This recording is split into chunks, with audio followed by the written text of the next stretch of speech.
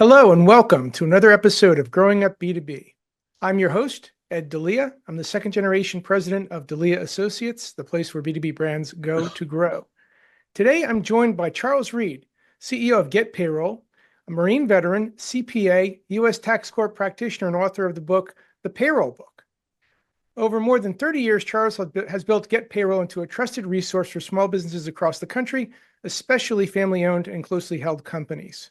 He's been featured on Fox News, Forbes, and the Huffington Post, and brings an extraordinary mix of experience from Marine combat infantry to IBM systems engineer to business founder. His journey is one of discipline, resilience, and leadership forged both in the field and in the boardroom. Charles, welcome to Growing Up B2B. Ed, thank you very much. It's a pleasure to be with you. Great to have you. So, Charles, if you would, take us back to your early days. What do you remember most about growing up around your father's business, and talk about that and maybe how that shaped your understanding of work and responsibility?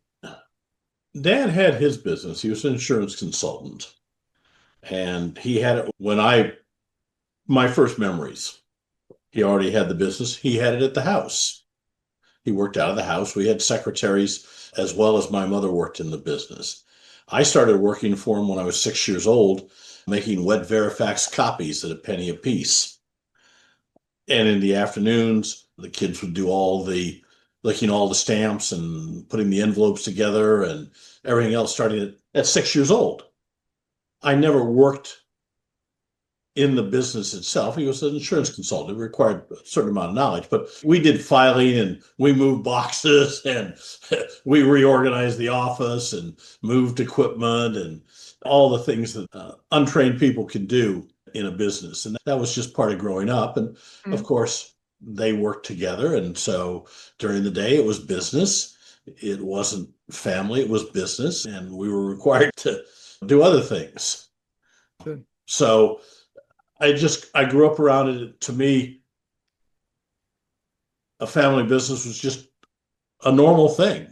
It's just, Yeah. when you grow up around it, it's not abnormal. Other parents didn't do that for the most part, but it just was a normal thing to me. And back then, I guess a little bit novel. A home office, maybe comparative to today's standards, where that's far more common. Very much. We had business telephones in there. Dad was a Rotarian, so he knew all the movers and shakers. So if he needed business lines at the house, it got done. In high school, I had done up a paper for one of the English teachers. And in it, over the course of the week doing it, I'd used several different typewriters in the office. And they had different typefaces. Really? Yeah. There was a Royal, there was an Olympic, these were manual typewriters. These weren't electric. No, I get it. I remember them. I do too, very well. I learned had on Royal one Standard back for in the day. a number of years. And so when I put that together, the teacher took umbrage that I had done it because of all these different typefaces. So my father did up a letter to the principal using the different typewriters. Very clever. And explaining which one was which and when they'd gotten in the office and what it was used for. And that shut the teacher up. So there were lots of things like that. Yeah. Because that was the interface of the house, was the business. Yeah. You're bringing back a lot of my own memories of, I think I was maybe 7 years old when I was collating press kits back in the day. But one thing that I can honestly say I fondly remember is that I was never short of school supplies, because if ever I was running out of pens or pencils or paper, I just say, Dad, I need to make a trip to the office, and I could grab 2 of this and 3 of that, and it was around. And for me, it was even simpler because the office was on the second floor and so was my bedroom. So it was just down the hall. Down the hall. That's great. When we were talking prior to this episode, you said your father could be somewhat controlling and a bit unwilling to delegate. So if you could reflect on that for a moment, and how did that influence ultimately shape the leader that you eventually became? Dad was a naval officer during World War II. He was a Depression. No, he grew up during the Depression. He was born in 1914. So he and mother both graduated from UCLA in 1936. The Navy was obviously in the war was a big influence on him, but he was very much of a controlling individual. He liked things his way. And though he and mother got along, obviously they were married for well over 50 years before he passed. And as far as a child, I think the marriage was good, but he never took on a partner as the business grew because he couldn't work with people effectively. It's one of the reasons he was in business for himself. He was very good at what he did, very knowledgeable, very much able to charm people, but it was his way. Mm-hmm. And we learned that as children and we adapted to it as every child does to their parents. But it was not the happiest childhood. My father was consumed by his business and a workaholic. I was in swimming, in drama, in judo, in other things as children do as I grew up. Boy Scouts. My father never attended an event, Mm. not one, not a single one. I resented that for many years, though I finally found acceptance of it because it was just Mm-hmm. him. Yeah. It wasn't that he didn't love me, it's just that his love was not what I expected. Yeah. And the outcome of that, of course, is I went to all my kids' events. Yeah. I was a chaperone. I went to campouts. I did all the things because I resented him not doing anything. And that's why I would never go to in business with him because I could Mm-hmm. never have worked for him. It was a Yeah. suggestion at one point in time, but by the time he accepted that he was mortal and would need to do something, I was already a CPA and in corporate in the corporate world Mm-hmm. and was not interested. Understood. And I'm almost inclined to ask, what is it about those naval officers? Because my dad was Navy too, active during Korea. And I had another guest on whose father was Navy. And it seems that they maybe they teach it that way. You top down leadership. Whenever we, And that's really it's very hierarchical. And I yeah, learned that in the Marine Corps, and I had to unlearn that in business. But think I was more aware of it because I'd been exposed to it yeah. rather than somebody who hadn't been exposed to it and then has developed those military habits. As a former military, your dad a veteran, what do you think about you going into military yourself? Well, three of the four kids went into the military.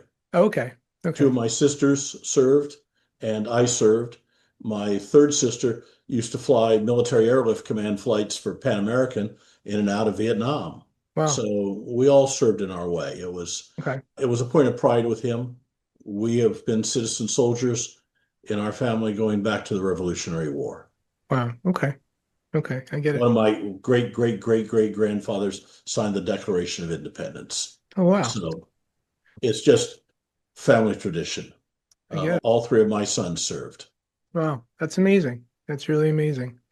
So going back to you had that kind of consideration about do I come in with that, but you were off, as a CPA at that point. When did you start to realize that you wanted to build something for yourself, Charles, versus working for someone else? It was in my late 30s, early 40s. I had come to the realization that I was not going to rise to the top in the corporate world. I didn't have the political skills and did not want to did not want to get them. I didn't want to acquire the skills necessary to succeed in the corporate world as I saw it. I've been a critic of corporate management for many years. I believe that most of American businesses run very poorly. And I didn't want to be part of that. Mhm. And I didn't want to acquire those skills. So I said, if I want to run a business, and having grown up in one, I like the concept. I was going to have to start my own. So at 43, I did. And to the extent past experiences, sometimes they shape us for good and for bad, and a bit of both. So, how would you say the experience of serving with the Marines, of working in some larger corporations, to what extent did they prepare or shape you once you endeavored into entrepreneurship? One of the things you learn in the Marine Corps, particularly as an NCO, one of the fallback things the Marine Corps uses is mission, men, self. As a Marine, your job is to complete the mission, period, regardless of the cost. That's your first and primary thing, is to complete the mission. Then you take care of your men. Then you take care of yourself. That's taught in leadership as an NCO. That's influenced me immensely. And that basically ties into Dad's idea of the customer's always right. You have to take care of the client. You have to take care of the customer if you don't have any business. Yeah. So complete the mission and take care of the client work hand in hand. And as a business person, as a business owner, your greatest asset is your staff, your employees, your men. You've got to take care of them. If somebody's not going to get a paycheck, it's you, not them. Mm. All those things, if you take care of your people, they will take care of you. And that's the concept. Yeah. If you take care of your people, the mission will get accomplished. If you don't take care of your people, if you don't take care of your men, if you don't take care of your employees, your staff, things won't happen. They won't achieve the level that they could if you took care of them, if they were loyal to you. And then loyalty runs two ways. You have to be loyal to them so they can be loyal to you. So it all works together. Now, there are some things of the military that don't work well in business. The hierarchical aspects don't translate well to business. In the Marine Corps, everybody, and the Navy, and all military services, you are subordinate or superior to everyone else. It can come down to your placement on the list for rank change on that day. And if the guy is ahead of you, he's superior to you. It's very precise. There's no doubt that everybody is either subordinate or superior to you. That doesn't translate well into business. That was something my wife had to break me of. And she did. She was very much of a people person. And she broke me of those habits, thankfully, which allowed me to succeed in business, frankly. Otherwise, I'd have been my father, and it would have just been me. Good for her. And it would seem that when sometimes we kids, because I'm a second gen, kid with other second gens, if they say something that sounds very team collaborative, I'll say, spoken like a true second gen leader. Because usually the first gen tends to be a little bit more authoritarian about how they govern when there's a population. Whereas second gens, we tend to want to get feedback, input, collaborate, hear other views. I think because we were subject to that authoritarianism, we were very well be. It could very well be. Let's talk about something you brought up for a moment, Charles, about you referenced lacking the political skills to rise in big companies, because even a family governed, and some family governed businesses, they scale 200, 500, thousands of people. And by and large, politics are going to show up. They do, even on a small team. So what are some things that you took away from that acknowledgement? Hey, I don't really have the political skills. What did that show up as? And to what extent might you impart some wisdom to the family business leader who is, whether it's running a team of 10 or 20 or maybe several hundred of thousands? Making a staff work, it's chemistry. You need to be very careful about your selection of people. They need to mesh. If they don't, then you need to fix the situation. And if that means letting people go, so be it. So there's a certain level of native intelligence you may need in a position, and you have to screen for that. But technical skills, for the most part, can be taught. Social skills are a great deal more difficult to teach, and you will probably be unsuccessful. So you've got to have good people. Don't hire jerks. Don't hire somebody just because they're a recognized expert at something. If they don't mesh with your team, they're just going to create discord. That's the first biggest thing. The second thing is to build loyalty. And the best way to do that is be loyal to your employees. Take care of them. Understand them. Talk to them. Listen to them. I tend to get focused. It's just me. So I tell every employee that if I'm not listening to them, they are to literally wave a hand in front of my face because I have blinders on Yeah. and I'm not seeing them and I'm not hearing them. Literally, take your hand and wave it in front of my face, and I will stop and I will listen. So if you think I'm not, do something. I tell every new employee that in the hiring process because I know that's me, and Yeah. I get focused, which is good, Yeah. but it causes problems. And so you have to develop loyalty. Our bereavement policy, and it wasn't this in the beginning, but it became it, is whatever you need. One of the ladies that works for me, she's worked for me for a number of years. She's a daughter of another employee. Her father died and she has a large family and it all fell to her. And it took her 3 weeks.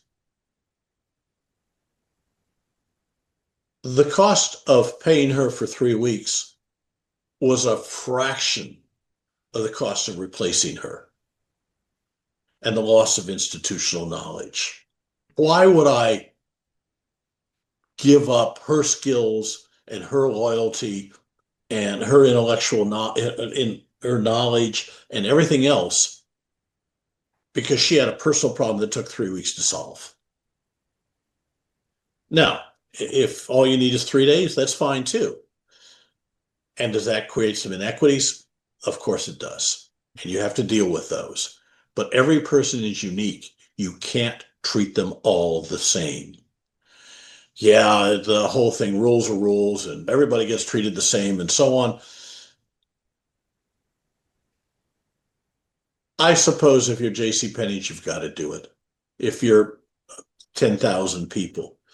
But if you're a dozen people, everybody understands. Yeah. And they may resent it a little bit, but they understand. Yeah. And so you talk to them, you listen to them, and if they resent it a little bit, you make it up to them some other way. Yeah. I tend to look at it as a pendulum. Sometimes the pendulum's going to swing out to one side and you're going to have to maybe put in some more time on behalf of the company. Sometimes it'll swing the other way and you got to put in some more time on behalf of the family. And as long as there's communication and understanding, the pendulum will find its way back to a neutral ground soon enough. And And yeah, so my you, people understand that and they understand that's how I operate. It's like, yeah, it's going to be a no problem. You got to take care of something for me, no problem. But when I need you to take care of something, I also need it to be no problem. and they will if you let the Yeah, pendulum swing the other way. absolutely. I One of the phrases I use is family first. My family is more important than my business. Okay. I expect that for everyone who works for me, their family is more important than the business. And you have to treat it that way. If they have a family problem, that has to be addressed first. Yeah. If they get a call, sick child, wife's had an accident, whatever, I tell them go. Yeah. Don't finish this. Don't worry about this. Go. Yeah. Go take care of your family. I'm not in a life or death business. So if somebody leaves in the middle of something, it may cause some problems. It's not going to kill anybody. Yeah. It's not life and death. Your Yeah. family's more important. If a client gets pissed over it, we'll work with them. Mhm. And if they don't understand that family's first, I may not want them as a client. Good point. My daughter, my eldest daughter, died of cancer. Sorry. That was very devastating to me. And I was doing a lot of personal work for my clients at that time. And it took me several months to get my head back on straight. And in looking at the work I was doing for my clients during that period of time, it was terrible because I couldn't focus. And so I apologized to my clients. all of them, that the work had been so bad. And everybody was aware of it, and everybody understood. I didn't lose a client. They just understood what was going on and put up with it. Mm. And that's a really wonderful thing, is loyal clients. Loyal employees are great, and so are loyal clients. And it goes both ways. If you're loyal to them and take care of Yeah. them, they will return that loyalty. Another great takeaway from, Loyal clients are much more important than happy clients, yeah, because happy clients can become unhappy yes, they and can. leave. A loyal client is not going to leave. I think that Carol Azad brought that home to me, what a loyal client is. We were talking one day and it came up, and she said, "Oh, I have people call me every week wanting to do my payroll." And I tell them no, that I'm happy with Charles. And they say, "We can do it cheaper."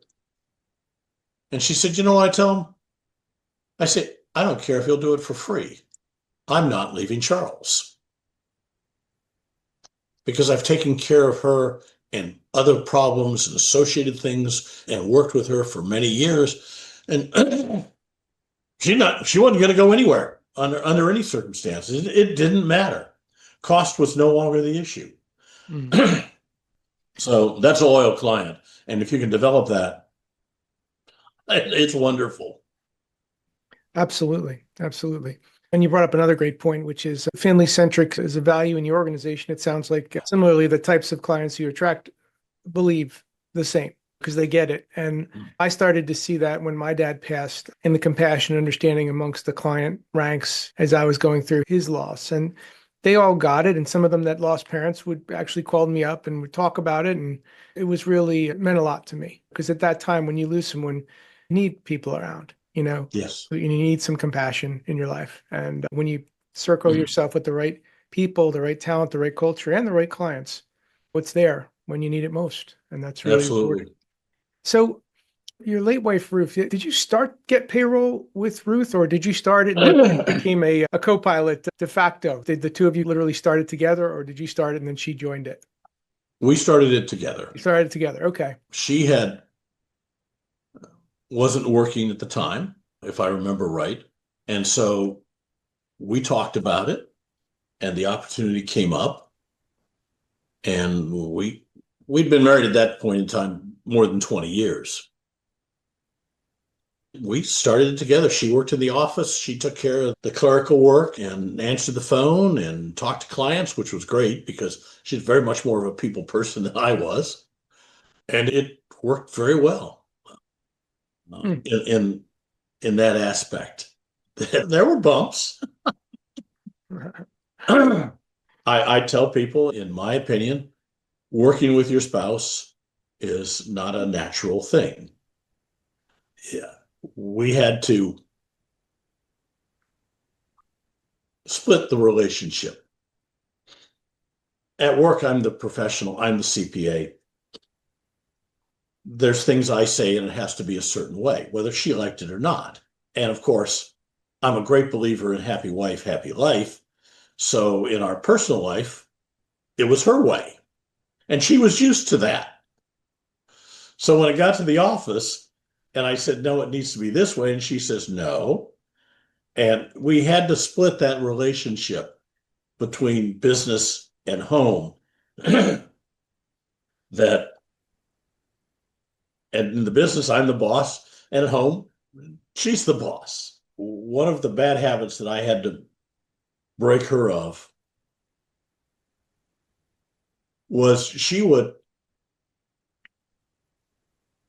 at night, we'd get into bed, and she'd have one last problem from work she wanted to get off her chest. Oh And yeah. she'd tell me about it. Yeah. Then she'd roll over and go to sleep. Yeah. And I would toss this thing over and over in my mind until 2 or 3 in the morning sometimes. Yeah. She's over there snoring next to me. So we had to come to an accommodation. After dinner, no more business. Yeah. And in a small business, you're working with your wife, you live the business. It's 24 hours a Oh day. yeah. But we came to an agreement that we would not talk about business after dinner. That meant for some very late dinners sometimes, but no more of this. The last thing at night is to throw a problem on Charles. So That's a great guardrail to put up. I think many guests on the show, we've talked about that is when is it okay, not okay to talk business versus family, vice versa. And I know that when my dad and I overlapped for those years, I put up the guardrails. I said, we're at a family gathering, Dad. Let's, if this isn't a 9/11 emergency, and it probably isn't, this can be addressed on Monday or outside of this gathering, just because it could monopolize the entire conversation. And not everybody in the family wants to hear about the latest and greatest dynamic at Delia Associates. some unhappy customer is not proper discussion for the grandkid's birthday party. There you go. There you go. So moving on to, there was a period of time, or you are a U.S. tax court practitioner, and have even been labeled as an IRS insider. So I'm sure we could probably talk about that for hours, if not days. But if you could offer up one insider truth about dealing with the IRS that most small family business owners don't quite understand, what would be an insight that you could impart? Appeal, appeal, appeal. Don't ever give up. The IRS makes millions of mistakes every year. It's 100,000 civil servants using technology, some of which goes back to the 1960s. That's not very reassuring, Charles. I didn't intend for it to be. So they make mistakes constantly. And so there's a whole series of administrative appeals. And at the end of that, you can go to tax court. We had one just recently that goes back to 2017, 2016, 2017 filing. And we appealed it and appealed it and appealed it and appealed it. We were right. And we had the paperwork to prove we were right. But we couldn't get anybody to look at it and listen to us. And there were technical snafus with the administrative aspects of the IRS. And the reason I became a U.S. tax court practitioner was I filed a petition with tax court, got it, and on the second hearing with the judge on the phone, the district counsel for the IRS admitted they did not have a copy of the penalty notice that I was reading from to the judge, which said if I did this, there was no penalty. And I had done that. So I actually sent the IRS a copy of their own penalty notice. And we got a whole new administrative hearing. And the guy that looked at it said, I don't know what the problem is. You don't owe any money. This took 8 years to solve and reams of paper, but it was several $1,000s. And so we pursued it for our client and we won. And we do that on a regular basis because it's an administrative nightmare. And if you don't know your way around it, you're lost. So if you don't understand the administrative appeals aspects and the tax court aspects, get somebody that does. Now, I'll be honest, on more than one occasion, there's been a penalty for $10. We've just paid it for the client. Yeah. It wasn't worth writing the letter. Yeah. The client is all upset about it. He doesn't want to pay it. We've just paid it. And sometimes they get reversed years later. The client gets the money back and we just let them have it. It's not worth arguing about for $10. But there's a point that it becomes worth arguing about and worth fighting for. Sure. And that's what we do for our clients. Yeah. I have a colleague that's, without naming names, I have a colleague that's dealing with a situation, and it's staggering that they don't really operate on the same time schedules that business leaders do. They have a much different time horizon on getting things resolved that, often can be measured in years, not months. Yeah. Patience is a wonderful thing dealing with the Internal Revenue Service The longer it goes, the better it is for you. Yeah, that's a Okay. great point. So don't get upset if things don't happen the way you expect in a business. You expect things to get done and get done now. That's not the way the government operates. And it gets very frustrating if you don't adjust your time attitude to dealing with the Internal Revenue Service. Said, and that's a great piece of advice. So thank you for that. Now, I believe I was reading in your background that, and forgive me if I got this wrong, but that your intent is to, when you're done with GetPayroll, to leave the company to not to family, but to employees. Did I get that right? Absolutely. Okay. Absolutely.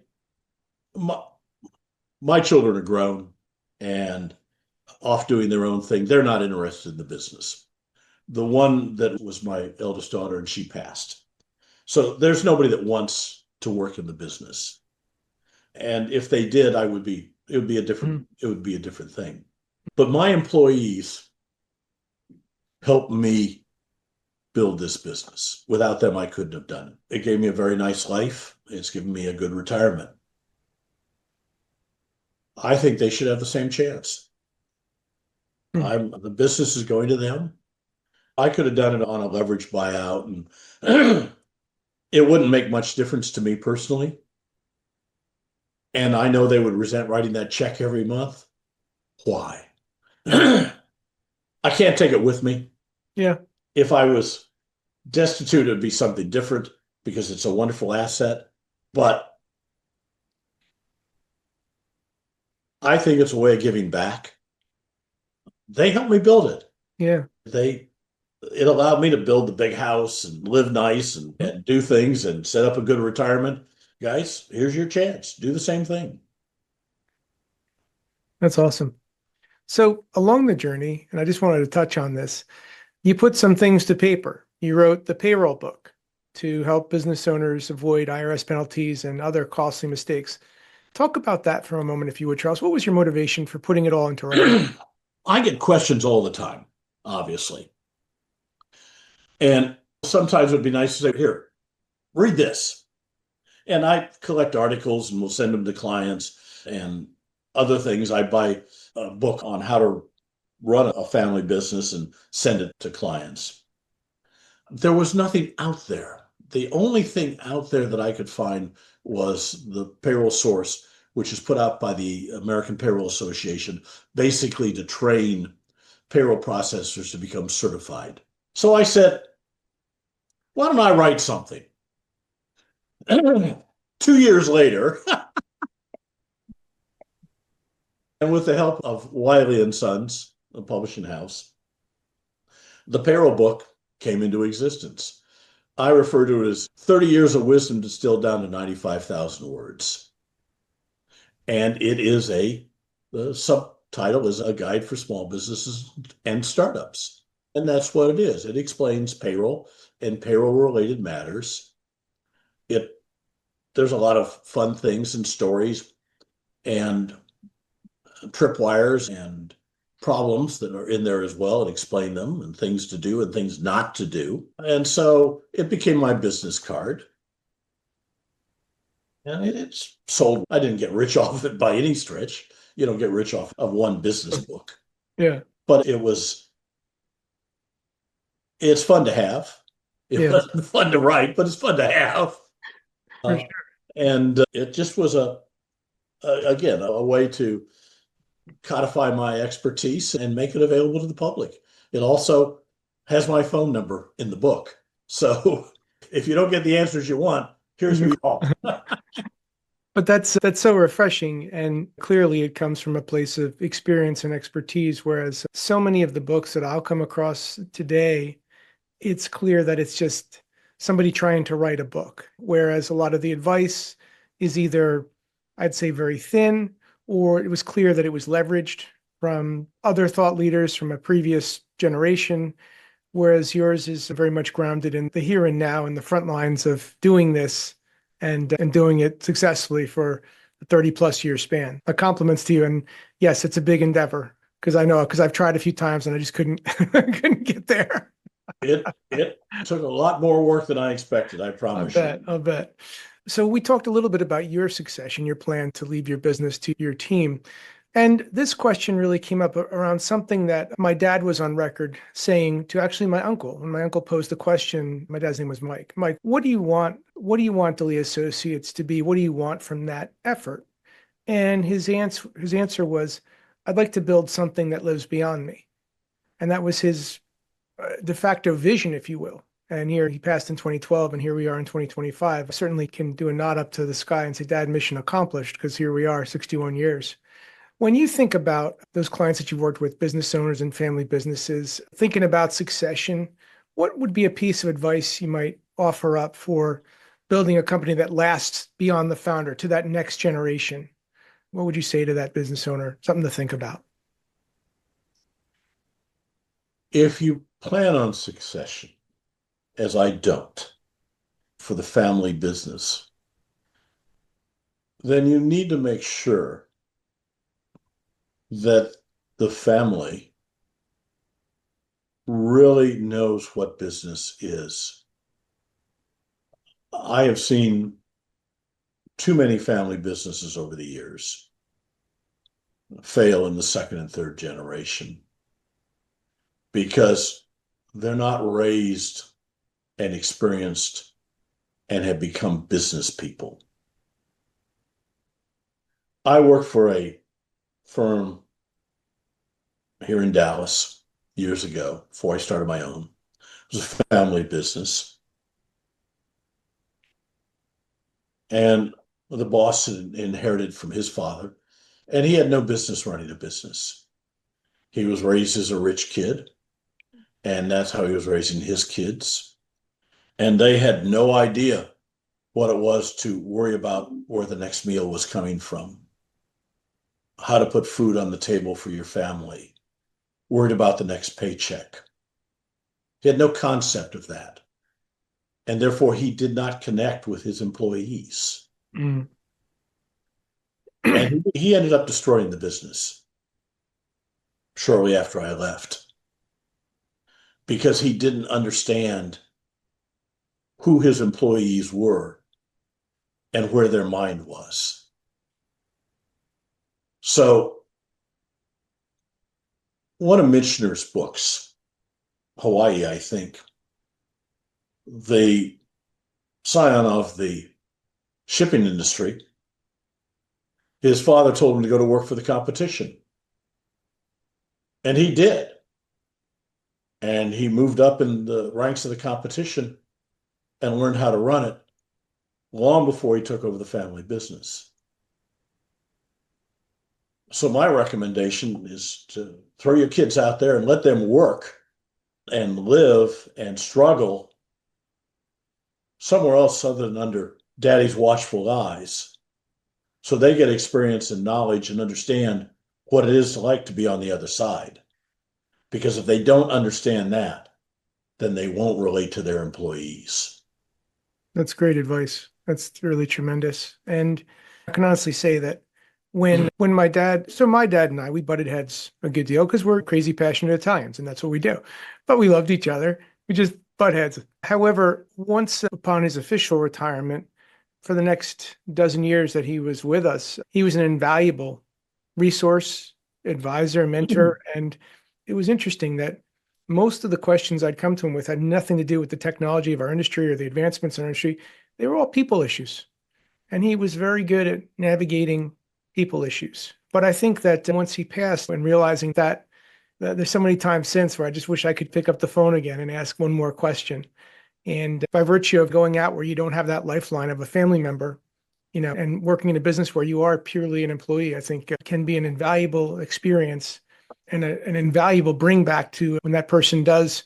Now, sometimes they go off and they stay with that other company, but when they do come back, they come back with a wealth of knowledge, a wealth of insight, and a greater appreciation for not only what it takes to lead, but what it takes to serve. Very good. If you're in the family business, you're always the boss's kid.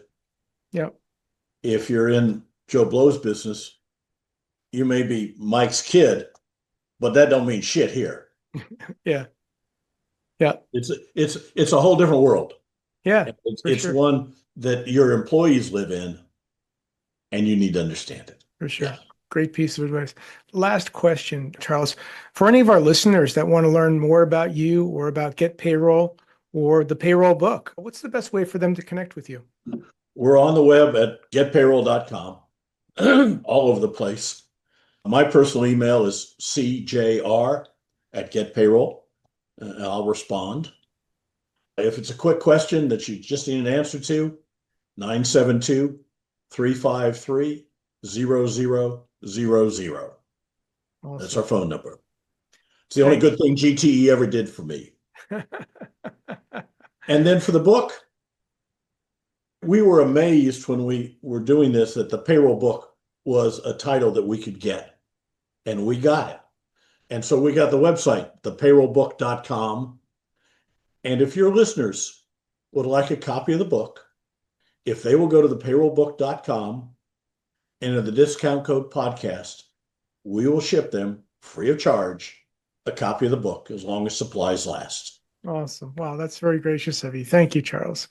And thank you also for sharing your story, from the lessons learned from your father to the discipline of the Marines to success of GetPayroll and the book. Your journey is a masterclass in resilience and responsibility.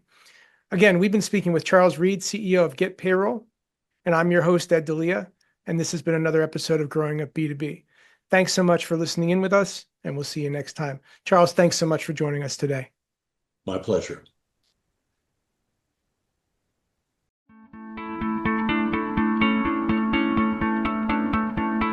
Hey, thanks so much for tuning into Growing Up B2B. To explore more episodes and insights, visit podcast.delianet.com.